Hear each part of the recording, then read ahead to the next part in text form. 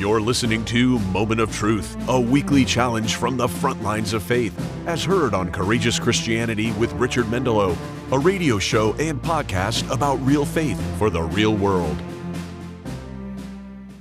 Our moment of truth today comes from Acts chapter 1, verse 8, which says, "You will be my witnesses in Jerusalem and in all Judea and Samaria and to the ends of the earth." As Christian warriors, our mission is to be witnesses to the glory and love of God brought to life in His Son, Jesus Christ, and guided and encouraged by the Spirit of God in each of us. Like all true warriors, we serve something bigger than ourselves for a greater good, and like all true warriors, we will have to deal with conflict. In Afghanistan, I led a team of Marines, Navy corpsmen, interpreters, and civilian law enforcement professionals, and our mission was to advise the Afghan border police who were working to make Afghanistan more secure from external and internal threats. And I would often talk with my Marines about the situations in which we found ourselves, viewed from the perspective of our rules of engagement and our mission, because we had to maintain the right perspective if we were going to do the good that we came to Afghanistan to do. And I often told them that our personal opinions didn't matter.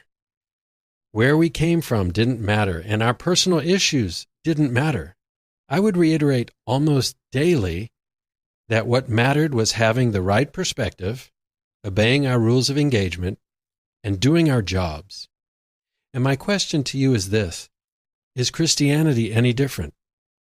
In Christ, by the mercy and grace of God, where we come from doesn't matter. Our personal issues and the things with which we struggle don't matter. We contend with those things first thing every morning in the quiet of our homes or our apartments or the hotel rooms in which we wake up, or any other place our day might begin, as we orient ourselves to Jesus, our battlefield commander, in prayer and by the reading of the Bible. After that, all that matters are His rules of engagement and the mission He has assigned us. Who we were is not as important as who we can be as we engage the struggling world around us. If you think about that for a second, it brings into perspective the challenges we face each day at home, at work, on the streets of this nation, in stores, and in every other place our days might take us. Our mission is to engage this world with Christ-centered faith, looking at everything from His perspective, submitting all of our opinions and perspectives to what He says is right, and bringing that to bear on the world. In the same way that the conflicts my team faced in Afghanistan gave us the opportunity to do our jobs, the conflicts we face each day as Christians give us the opportunity to do our jobs as we show Jesus to a world which doesn't know Him. For this reason, when challenges confront us, how we respond is critical in showing our faith to the world. Let that sit with you for a while. In short, should we resent the conflict we face as Christians in a godless world, or should we embrace it and strive with heartfelt faith to use it in ways which show God to the world? And in my mind, as I ask that question, I hear responses I've heard all over the world when I've asked that question, and many of those responses include the word "but." So allow me to digress for a moment. I don't like the word "but." Often people will agree with you and then they'll say, "but such and such." The word "but" negates everything that comes before it. If you say, "I'm a Christian and I should obey what Jesus says is right each day, but," then what you're saying is, "I'm going to do what I think is right, not what Jesus says is right, because I believe I know better about this specific situation. And I don't accept that, because that's when it counts the most." When we take that perspective, we may call ourselves Christians, but if we're disobedient to Christ, then we're relating to the world as men and women of the world, and that just pours fuel on the fire of worldly struggle and godlessness.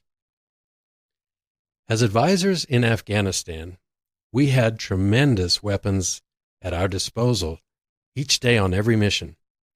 We carried machine guns, we could call in artillery strikes, we could even call in fighters and helicopters which carried missiles, rockets, and bombs. If we chose to employ that force, we had to be very careful because we could do a lot of damage. The same is true as Christians.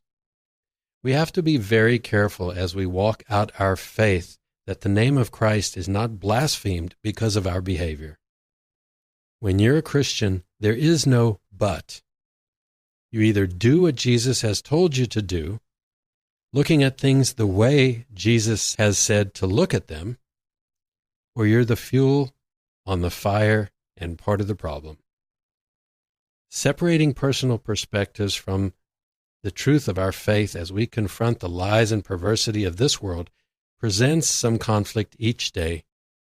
This conflict requires solid knowledge of the Bible, steadfast obedience to the rules of engagement which Jesus has given us, and an enduring commitment to our mission to love this fallen world.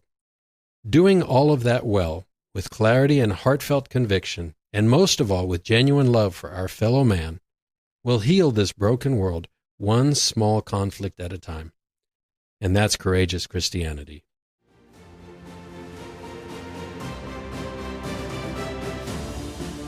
This has been your Moment of Truth. To hear the full conversation, visit courageouschristianity.today/listen. Or search Courageous Christianity with Richard Mendelow wherever you get your podcasts.